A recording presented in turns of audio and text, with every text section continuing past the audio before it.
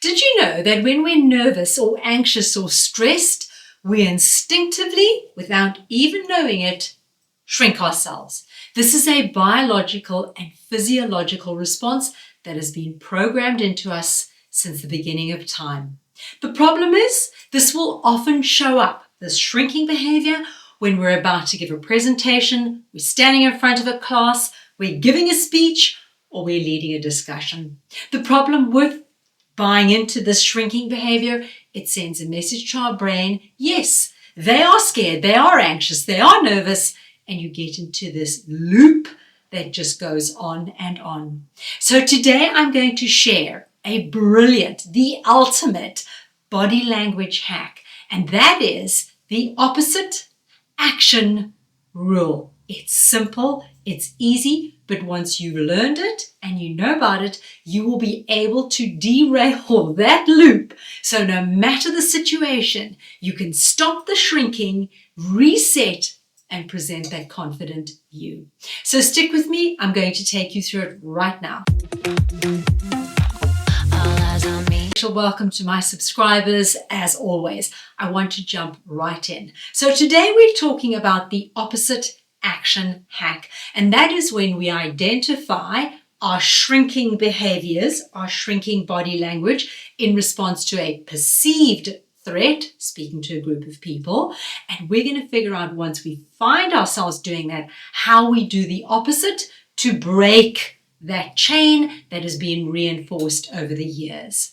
I'm going to start with the one we've all seen. It is the most common, and that is the arms crossed, sometimes both hands even hidden away, or the full-on body hug. This is when the person is self-soothing. They're almost saying to themselves, calm down, and they will do this. It is natural, nothing wrong with it, but the problem is that it makes us smaller. You can't present yourself as taking up space if you're squeezing yourself as small as possible.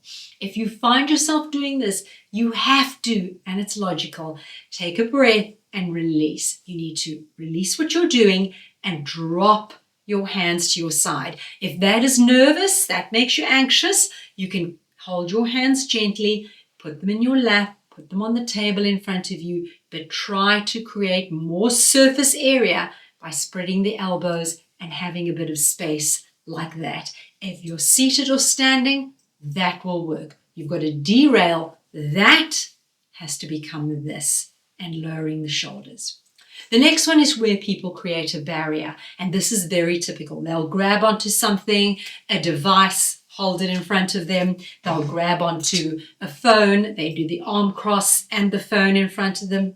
They do this because it creates a barrier. You feel like you're hiding behind a shield, but you cannot grab onto a barrier and still present a big surface area. It's not possible. So if you're standing in front of a group of people or talking at a desk, make sure that you're not clasping something in front of you, even if it's integral to the presentation, even if you are going to be referring to whatever's on the device. You need to move it to one hand, make sure it's down, and when you've got it in one hand, you can use the other hand to do hand gestures.